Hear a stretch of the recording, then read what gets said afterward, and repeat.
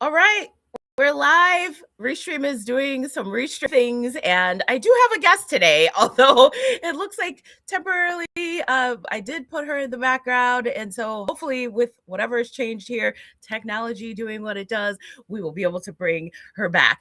Welcome, colleagues. Happy New Year. I hope this new year has you reflecting on where this year can take you and that you're also excited for what's to come. Speaking of excited, I am pretty excited to kick off the new year with you all with today's special guest. She is as kind as she is talented, and I can't wait for you to meet her. I want to take a quick piece of the segment as we get kicked off here and start a new year to reground us into the purpose of this series. The Power of Intentional Partnerships is a mini series. I've historically called it mini, but I don't know if that's so accurate anymore because we've grown so much with our partnerships very intentionally. This is a space I created to showcase our talented partners while supporting community to share information about building partnerships in an intentional way within your network or in your business.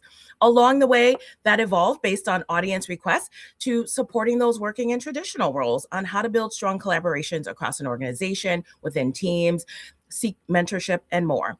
In these episodes, we bring you CEPHR friends, guests, and partners, and you get the opportunity to learn about them, their amazing work, and the work we do together. You'll hear tips for entrepreneurs and solopreneurs, gain some tools and wisdom, and hopefully pick up some best practices on partnering with others. We encourage you today to bring your thoughts and questions. We love hearing from you. We're so glad you joined today to listen in on Team Live or Team Replay. We're streaming live today to LinkedIn and YouTube, and you can watch our past episodes for this series on our YouTube channel, which has some fun stuff going on right now too.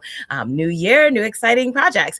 In this year, a new kickoff, I'm excited to welcome and introduce you to our partner, Théa Watkins, founder and owner of Théa Watkins Consulting, a leadership and executive coach and an adjunct lecturer at Lim College.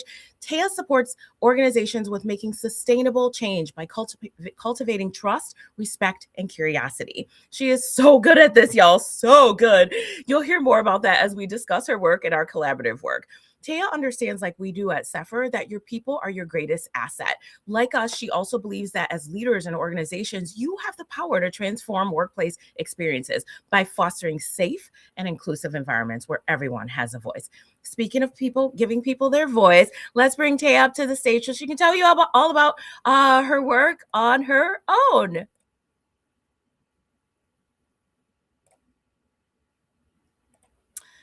All right, if we can get this going, bear with me.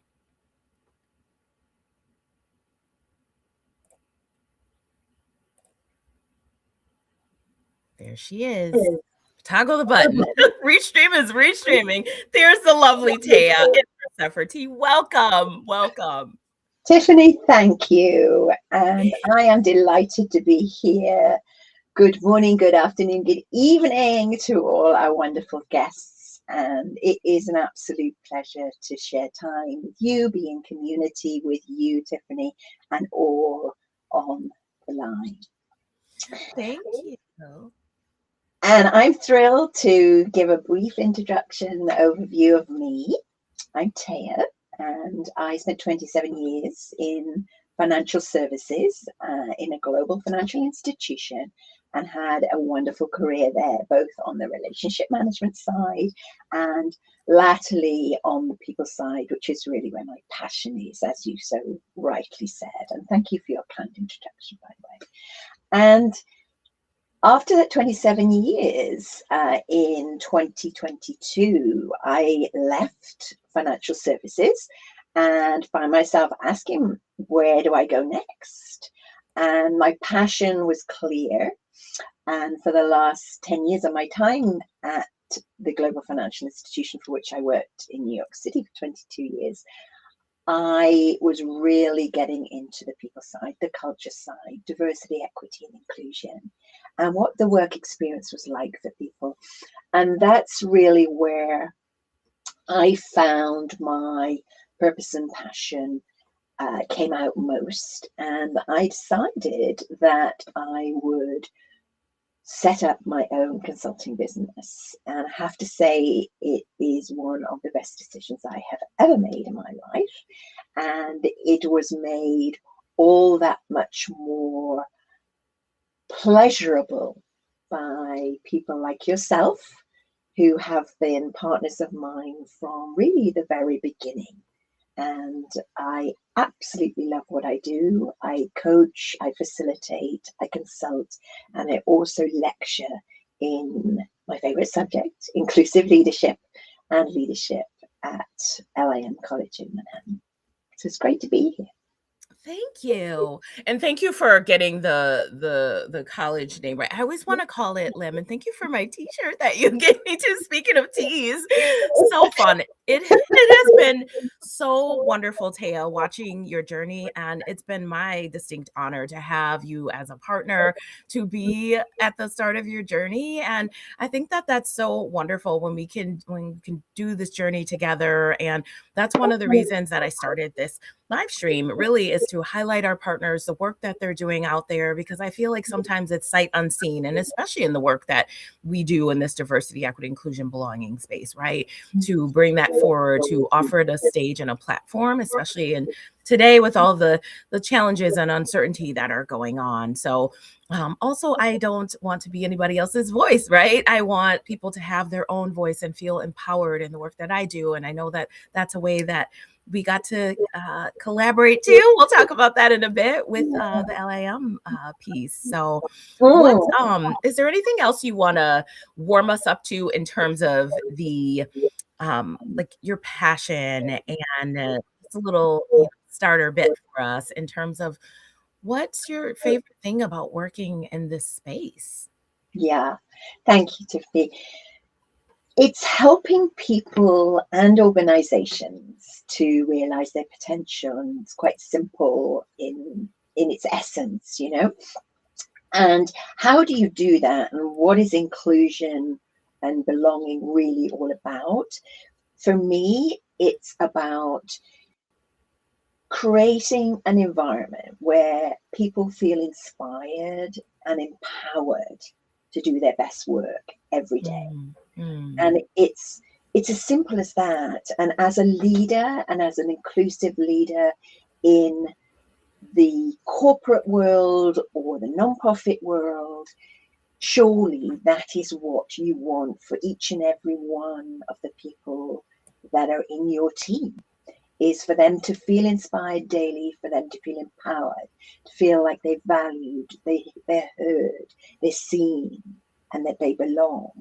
Because when they feel that way, they will naturally give of their best in their daily activities.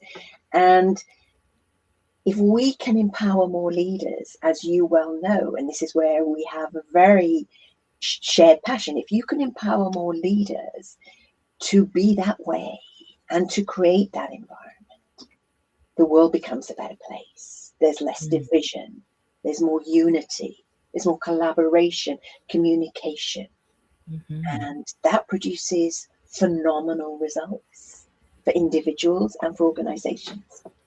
Absolutely. So that's where my passion really comes from, because I see it and I feel it when I can help and support someone through a coaching relationship, when I can change a culture, when I can support people in HR to help with that. That's where I see the impact, and it's very, very fulfilling, as you know.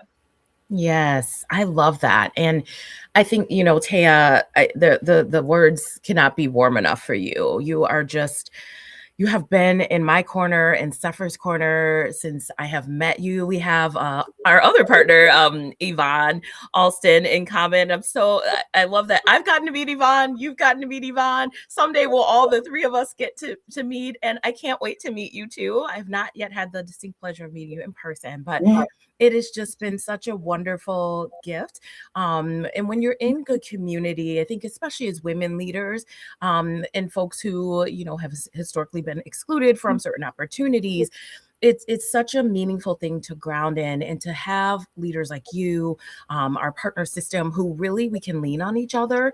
We can pull, brainstorming, we collaborate, and that's what it's all about. But you are so good at checking in on me as a person, as a human, as a leader, as all the things that are going on in this entrepreneurship journey. And I want to just share with folks the importance of that. It is so important to have that. And if you're a leader out there listening, I think we're all leaders, my perspectives on that. Understanding that the work doesn't start when that person comes through the door, and neither their life does not stop when they come through the door. So when you talk about inclusive leadership, I've watched you role model that really, truly behind the scenes with me, even had a lot of caregiving family things going on, and Taya's in my inbox or on my phone, like constantly checking on me. And I just appreciate that. It helps me do my best work, right? When we talk about inclusive leadership, that includes your teams. Hmm.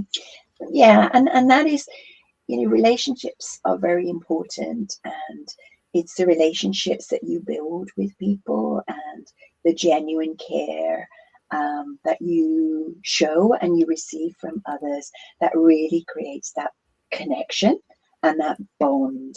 And it would be remiss of me to not take people back to where we first met. And we were part of a community, again, of inclusive leaders, a virtual community, and we were introduced by the wonderful Julie Kuleza, who is a fellow Welsh woman like me. And it's this very small world, isn't it? Yeah. And she introduced us, and we had a wonderful conversation. And I got to thinking about my students, and I saw Mr. Dave Siliberto on the call, and Yes. a big shout out to Dave, because Yes. he has been one of my biggest supporters and helped me to start and offered me an opportunity early on that was so gracious and so generous of him.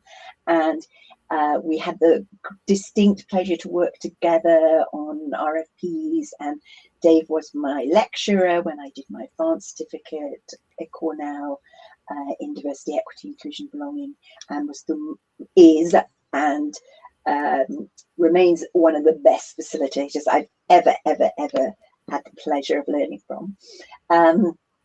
I got the idea that maybe you and Dave, being the wonderful people that you are, would come and talk to my students, along with another phenomenal individual called Grant Harris, who works a lot in the neurodivergent space. And you came, the three of you, showed up for my students. They adored you all. They learned so much from that session. And I'm forever grateful to you all for doing that, because what it enabled my students to do is see real world professionals in the diversity, equity, inclusion, and belonging space talking about their passions, about how to be more inclusive as leaders, and about really educating them about the real life world experience, work experience, and how they can impact that positively for those that they lead in the future. So that's really how we started our relationship. And I was forever grateful to you, Tiffany, and Dave, and to Grant for doing that. And it was a wonderful session. And then we've stayed in touch. We've developed our relationship from there in a really genuine and meaningful way. And I love to brainstorm with you. I love to collaborate with you. I love to be alongside you in situations like this. It's extremely fulfilling. Likewise, I so beautifully put, and I've had the pleasure. Thank you for gifting Dave into my community. Thanks for everyone who's joining, including Dave. I see him in the comments. I just showed his XOXO. Really grateful, and this is, I love having everyone and appreciate and sit in gratitude for the folks who join us live, who have been on this journey. I literally, as I said, I thought it would be a handful of folks, but this is the beauty of growing this community. And you've extended community, Dave and Grant, now to me. And I learned a lot, right? I think in this diversity, equity, inclusion, belonging space, people don't often realize that building community is a way to really support your perspectives, perspective shifting, which I've done along my own journey. I used to think I had to convince everybody that this is the way and you must do this. That's not everybody's journey. And as a practitioner, I had to learn people deserve their own beliefs. You may not always align with agree.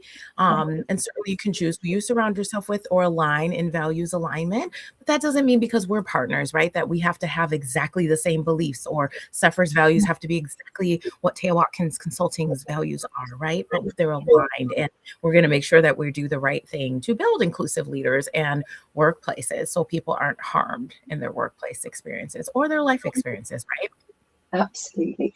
And if I can just pick up on that community point, this has been one of the greatest pleasures for me in building my business, to meet other individuals who share that passion for making the world a better place, making the workplace a better place, and have a vision about how that can be done and how they can have a positive impact. And you mentioned Yvonne Alston, one of the most wonderful women I've ever met, and such a tremendously insightful, intelligent, kind person, just in exactly the same way, Tiffany, as you, created a deep relationship in a relatively short space of time, as I have with you. And it's amazing what comes from these interactions and these connections. And if I look at my journey to date, which is 2 short years, I am immensely grateful for those partnerships, those connections, those relationships from whom I have learned so much. Jim Crawford is another wonderful individual who I have co-facilitated with. We were at Cornell together, and he has been a tremendous support to me, and just, again, a wonderful individual to know and get to know on a much deeper level. And community is so important. And when it's tough out there, as we know, it's been pretty tough for the last year or more, and to have each other to check in with, to be sounding boards, to support each other is invaluable. Yeah. Sounds like I need to get to know Jim more as well. Yeah. A Théa recommendation is one well visited. I love it. Out there in the comments, if you have any thoughts, comments about anything as we move along, please do share. One of the things that I've been working on actually with another partner is looking at, these kind of the psychosocial hazards in the workplace and how people can really be harmed. I've had that, through my own employment experience. And I find, and I'd be curious for your take here, Théa, that, I think sometimes leaders get a bad rep, right? Just like HR, but we also understand, and thank you for your partnership with HR. I'd be remiss if I didn't say that, because we need strong partners. And to the audience here, I would say your partners, our partners, they're not all HR folks. They're not all diversity, equity, inclusion, belonging practitioners, though I select based on people with those aligned values, right? Doesn't mean we have the same belief systems, but we have to be aligned in the way that we do the work. And so I think that's an important through line to understand that people can fill the gaps. You have talents that I don't have, and that is diversity, equity, inclusion, belonging, right? That is what brings that to the fold. But I'm curious for you, when you think about leadership and some of the things that leaders are expected to do, what do you think maybe stops them from this space of being more inclusive, or what themes have you seen emerge that you'd like to share some maybe tips for leaders on being more inclusive? Yeah, that's a great question, Tiffany. And over my 27 years in corporate, obviously I saw the world of work evolve, and also lived through the financial crisis in 2008 to 12, as it lasted, and beyond, and lived through the global pandemic in a senior leadership position. And I think one of the biggest challenges that leaders face today is overwhelm and burnout and exhaustion, and they are constantly expected to deal with change, Many of them are not equipped to deal with change, and that is not their fault. It is a lack of leadership development, unfortunately, that the organizations that they work for are not investing in. And so exhaustion, burnout, and overwhelm are probably at the top of my list as to why leaders do not fully embrace all that is great about leadership, including being an inclusive leader that really takes time to understand, connect with, and build a community within their team where people feel valued, seen, and that they belong. In addition to that, there is a skills issue, as I alluded to, with regard to change and with regard to being a leader, full stop, frankly, because it's very different being a leader to being a sole contributor or even a manager. I'm listening on Audible right now to Brené Brown's book Strong Ground. I absolutely love it. Highly recommend it to everyone, by the way. And she's having a conversation. Is there a difference between management and leadership? Absolutely there is. And we do not equip our leaders enough with what they need to do in their position of privilege as a leader, as opposed to a sole contributor or a manager of a team. And so skills is another thing that needs to be further developed. There needs to be time created. And of course, in this world in which we live right now, globally as well as in the workplace, there is so much uncertainty and chaos. That in and of itself causes heightened levels of anxiety and stress amongst the leaders themselves, as well as the people that work for them. So there are so many reasons why it's an incredibly difficult job to lead a team, and people don't appreciate that, and they don't appreciate that with that position of privilege comes a huge responsibility to create the best environment. And when they're not equipped with skills and they are constantly dealing with the volatility and the pace of change that they're facing, it becomes even more challenging. Mm-hmm. I love how you frame this of a position of privilege. And thank you for that language, because I don't think that often, because either they're not equipped with the right skills, no one's had that conversation, they haven't had the right level of mentorship, perhaps. Mhm. There's not an understanding of that. And people, there's such a stigma with the word privilege anyway. At times, right? And especially in this space that we're Yep, speaking of. right. But it is a position of privilege. If you are promoted as from, and a sole contributor to leadership, management, that is a privilege. That means that comes with something, though. And I think that so many people, because of the way society is constructed, think that, oh, I have, this means more money, this means status, entitlement, right? Yeah, And yeah. then some maybe not great behaviors ensue. So, right, this is why it's important to also, especially as a leader and an executive leader, to ground in your mission, vision, and values. And what are the behaviors that come beyond that, including leadership? And we don't equip leaders with even understanding what competencies come with this brand new shiny title, right? Do you have thoughts on that? Absolutely.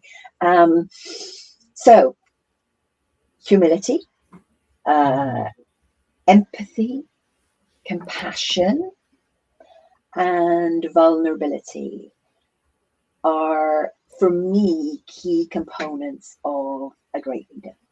And if you aren't able as a leader to feel the vibe and the emotions of your team, and at least try to put yourself in their shoes in certain situations, and to listen deeply to their concerns and their challenges, then you will you will not solve the underlying challenge or problem. You will always be managing the symptoms. And I think certainly in my lecturing, I focus quite heavily on empathy, compassion, vulnerability as a leader and the importance of those. And there's a great deal of material out there, whether it be from HBR or McKinsey or the likes of Brené Brown or Daniel Goleman. These people fully understand how it can change the environment for the better, and it can also encourage others to share and be themselves and be human. At the end of the day, who doesn't want to be in an environment where you are surrounded by humanity, right? And sadly, the world is very lacking in that particular ingredient right now in too many places. And if you come to work every day, whether it's remotely or it's in an office, and you are subject to incivility and isolation, it can be incredibly damaging to your mental health, as you so rightly say, Tiffany. So we need more humanity, full stop, but we need to equip our leaders with awareness of the importance of emotional intelligence and all that goes with it. Oh my gosh, love it. Another way we're aligned, right? Emotional intelligence. And if you're hearing or noticing that there's a through line for all of this for us, it's because DEIB is not in its own lane. When we talk about embedding it, this is really what it looks like. It's the practical piece. It's how you're doing, what you're doing with your students to build. We have 5 generations in the workforce right now to build the next level of leaders and to equip them. Because I don't know about you, but when I got to the workplace, there were a lot of things left unsaid and that I just did not know, especially moving into leadership.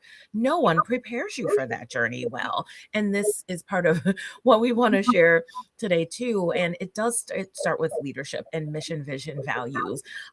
It is a responsibility and a privilege, a position of privilege, to really just always be on this learning journey. That's something I know Yvonne and I have partnered and facilitated together. And we talk about the learner's journey. And she gifted me that through Indelible Impressions and her company. So looking at this constant wave of learning, we must always be learning in order to move further. And so many leaders I see think they have to know it all. They maybe don't step into the self-awareness lane, or they're not reading the room before they say or do something. They're not inviting that active listening voice, which is also a line jam for the two of us here. It is so important to listen to your team. How do you know what they want and what next moves to put into your strategic vision if you're not listening to them? And I'd be really curious, Théa, for, because of the coaching aspect of this, not asking you obviously to violate any confidentiality, but I'd be curious, like what do you see eliminating leaders when they understand this, when they work with you and they get this opportunity to learn about what it means to be an inclusive leader? And I know we roll someone organic, so I didn't fully send you that question, but I would love to hear your insights on this. I think they'd be very valuable for the audience. Yeah. And can I just, before I answer that, Tiffany, note Karen's comment there, which you picked up on, about leaders not always having all the answers. And I think, that is how they show their humanity. That is how they show their vulnerability. And it is absolutely true that you cannot expect people your leader to have the answer to everything. That is exactly why they're in the position they are, so that they can convene you all as the subject matter experts around a table to share your diverse perspectives, to reach the best ultimate decision. And that is the role of a leader. They are not supposed to have all the answers, and we need to really keep reminding ourselves of that. So thank you, Karen, for that. And also, to answer your question, what do I see when I coach all sorts of levels, and I see, actually, I have the privilege to see some excellent leaders who are really, really strong on the empathy, compassion, vulnerability, diversity side of things. And what I counsel them to do is to look after themselves, because they are the sorts of people who will be empathetic, will be compassionate, almost to their own emotional detriment sometimes, because they want to be strong, they want to be supportive, they want to give to their people, which is absolutely amazing and, you know, so welcomed. Yet they need to always keep in their minds to prioritize their own well-being too, just like they counsel their team members to do. And the other end of the spectrum, excuse me, that I am very keen to continue to support are early career leaders or mid-career leaders who are still, you know, very much on that learning journey, and they have been put in, as you said, to positions where they haven't necessarily been prepared. And you and I have both been there too, right? Yep. How did we learn? We learned from role models. If we were fortunate to have great role models above us, we learned from our own parents. And certainly in my case, that, you know, talk about leadership, I had two amazing parents, and I never go a day without appreciating all that they gave and sacrificed and showed us children as about being human and being full of integrity. And, you know, when the more junior leader starts to realize the benefits that they can have by simply understanding and connecting with their team more, and really getting to know the individuals that work for them as human beings, it's just so refreshing to see them light up and oh wow, yeah, you know, I invested that time, and it was an amazing conversation that we had. And then they can really start to influence their people in terms of their own development and their own growth, and see them grow and develop alongside them. And it's just amazing. So depending on at which level of leadership I'm coaching, there are so many joys that come out of that coaching experience for me, and hopefully for my clients as well. Yes, they are very lucky to have you. We all are. I'm loving these comments. People are resonating with this. Gee, that gets me every time. Oh, Yeah. I love this too. Where we are. Thank you for that, G. It is an incredibly special thing, and I feel sometimes when I say that, it's like, yeah, that's cliche, or everybody's just saying that right now. But we have to take advantage of this very unique, amazing point in time where we are. Because speaking of inclusivity, there is such a marked difference between these generations. And we don't, of course, say this from a let's put you into a bucket. These are your stereotypes of being a baby boomer. I'm a Gen X, a millennial. Some people don't identify, just like across our intersections. We may not, you know, there's a lot of assumptions made about because I am part of X community, because I sit at X intersections, this is the way that I am. We can't put a blanket statement over that. So I really love that G is calling that special, because it is a very critical, special point in time, and we need to understand how to adapt to that. Speaking of inclusive leadership. Absolutely. And just something that comes to mind, and I obviously with my students, I do a lot of work on the 5 generations, and how do you make that work in the workforce? You know, you can extrapolate it to your family dynamics, and you know, many people adore their grandparents, and many people adore their parents and their siblings, and then you've got nephews and nieces and great nephews and nieces. You know, it's, you know, that family with the multiple generations when you look at it within the workforce, you know, why is it we have such a hard time getting on sometimes? And I know, you know, I know family dynamics are challenging as well for many, Yes. but Yes. it's you know, if you can humanize it more, I think you stand a better chance of relating to each other and connecting with each other, and accepting the fact that, as you said earlier, Tiffany, you know, we don't all have the same views on everything, thank goodness, and it's about being respectful to others in terms of their views and opinions.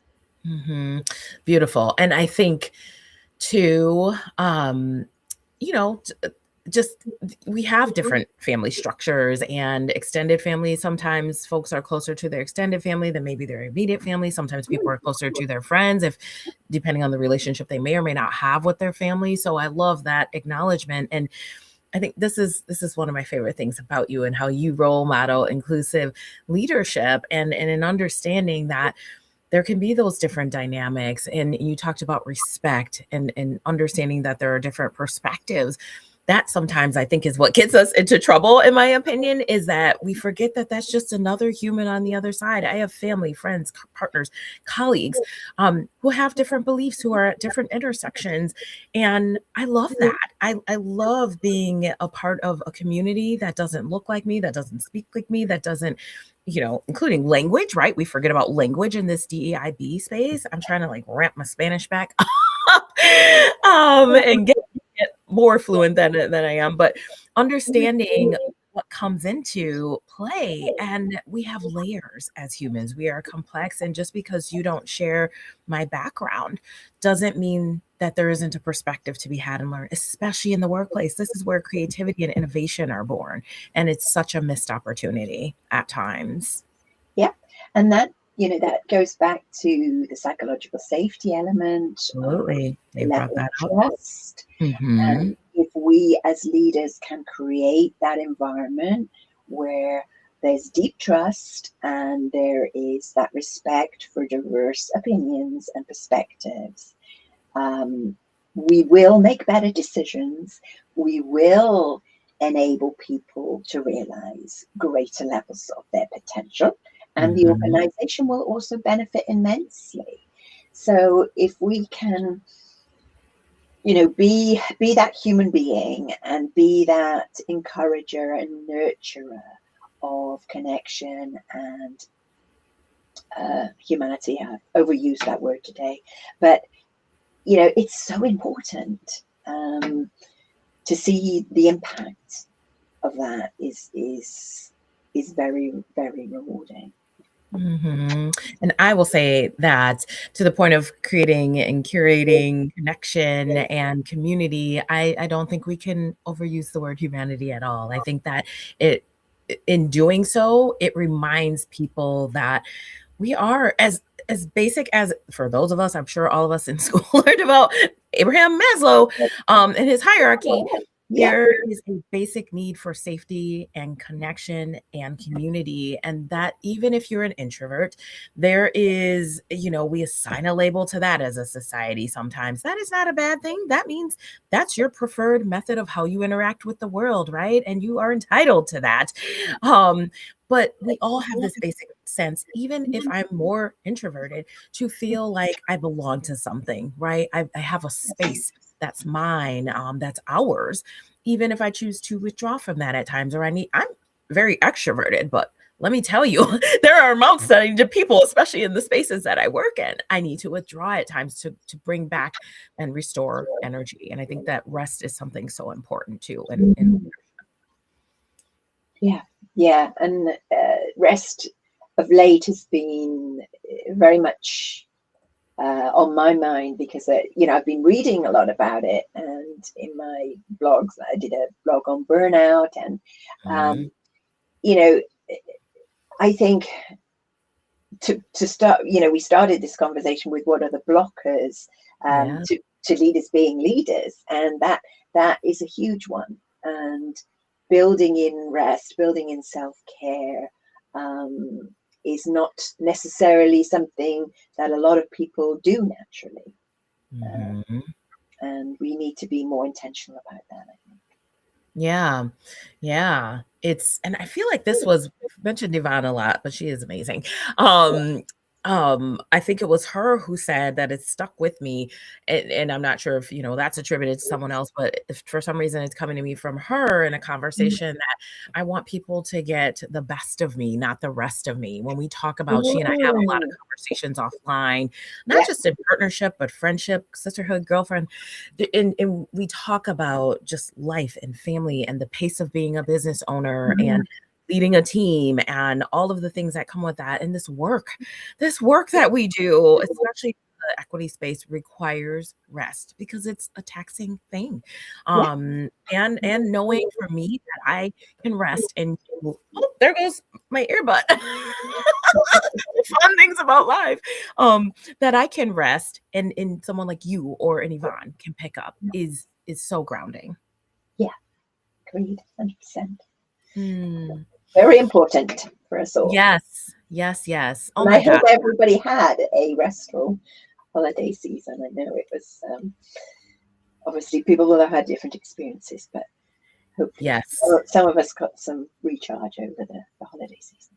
Yes, thank you for that wish. A wish from you is always lovely, and thank you for checking in with me over that time period. And I know how much you adore your family, and I love getting to hear those stories behind the scenes. Right, stories are such an important part Mm. of our journey and our learning and our growth. And um, I'm so excited. I'm curious, Taya, for what you hope for the rest of our continued partnership. Is there anything on your mind? No pressure there, obviously. I'm delighted with what we're doing now, what we've done so far, but Yeah. what do you hope for as we continue our Well, partnership? I I loved your conference in early 2025, which was all around that building that rest and building that looking after yourself and your own well-being. And I can see at some point in our future, Tiffany, definitely a collaboration and a delivery for a client together. And I love the thought of that, whether that be on around well-being or inclusion and belonging. I think there is definitely possibility for that. I love the fact that we're in touch all the time and we communicate and we share thoughts and support each other. That is so important to me. And your warmth, your generosity, and your kindness is always appreciated by me greatly. And I think, we will continue to learn from each other. Learning is a constant theme. We're both lifelong learners. We never stop learning. We're all both very curious, I feel. And to have that, uh, ability to learn from each other, I think is very special.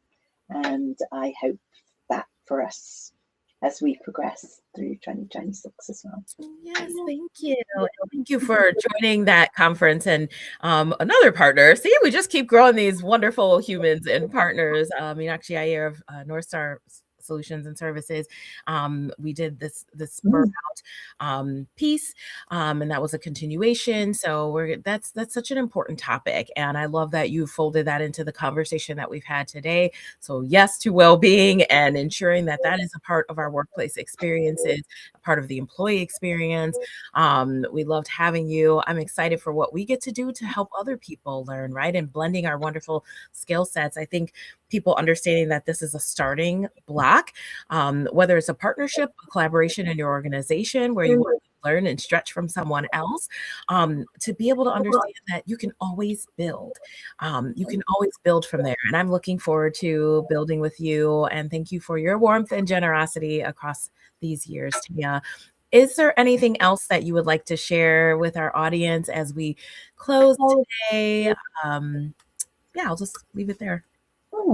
I would love to just share that at the start of last year, another wonderful partner of mine, they came up with a phenomenal idea to offer an hour of free coaching to anyone who was in transition. And she shared that idea with me, and she said, would you like to partner with me on this and do this with me? And I said, of course I would. And Eva's a phenomenal coach. And again, I met her through networking and LinkedIn, and she's just been an amazing treasure in my life. So we set out to do some posts on LinkedIn and to offer this to people. And we said we were going to do 30 hours each in 2025. And I'm here to tell you that I didn't quite meet my 30 hours. So my offer remains open. I got to 17, and I loved every hour that I spent with every person that I supported. But if there's anybody out there that would like to avail themselves of my insights and support, please do so. Please reach out to me at Théa@ThéaWatkinsConsulting.com. And also just want to mention that I have recently completed Positive Intelligence course, and love what positive intelligence brings to people, and have begun to incorporate it into my coaching. And so we'll be offering that to people as we move forward as part of my coaching offering. But importantly, I wanted to just put that offer out there to anyone listening who might know anyone who would like an hour of free coaching to help and support them through a transition. I'm here. That is so generous. Speaking of your generosity, thank you for sharing that. You actually took care of my last two closing questions. Although I guess from a follow-up, if it sounds like they can reach out to you on email, how else can we find you, get in touch, access your wonderful insights and resources, Théa? Thank you. So my website, ThéaWatkinsConsulting.com. You will find my blogs there. You will find some more backgrounds, some testimonials, etc. And I would love to have conversations with people. I love to network, as you know. I love to build relationships. So that's another option for people. I'm also on Instagram, TikTok, and LinkedIn. So you can find me there. And yeah, that's how you can get a hold of me. Wonderful. Thank you. Well, I hope that folks out there are listening for this offer and sharing in taking advantage of that, because that is a very generous offer. And I can tell you that it will be an hour well worth the investment. And I loved, Théa, how you spoke about investment in leadership and investment in ourselves. Such a coach in you. I appreciate you. Thank you, everyone, for joining us today for this wonderful episode. Please follow our work on our pages. Follow Théa at her website, and she's on LinkedIn, as you know. And please take advantage of her offers. If any of this work or these topics resonate with you, they sound like they might be of interest, get in touch with us. We would love to hear from you. Théa, thank you again so much for joining us today. I'm sure I speak for all of us when I say what an inspiration today has been. And it's just been wonderful. So thank you, everyone on Team Live and Team Replay, for joining us for another episode. We are so proud of our partners, and I love holding up the light to shine that on them and for them to be in our corner as we're putting this good out into the world. So thanks for tuning in. I'm wishing everyone a great rest of the week, and we will see you soon out there. Take care and be well. Thank you so much, Tiffany, and thank you, everyone. It's been a wonderful opportunity to speak to you.